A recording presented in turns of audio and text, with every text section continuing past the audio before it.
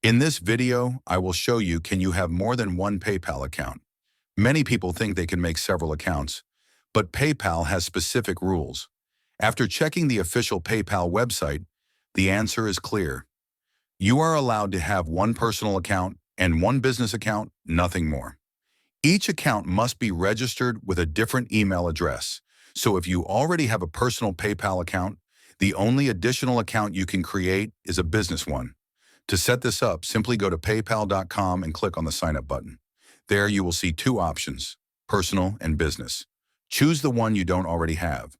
For example, if you already own a personal account, select the business account option, then click Get Started, fill in all the required information, complete the security CAPTCHA, and follow the steps such as your legal name, email, and password, just like you did when creating your first account.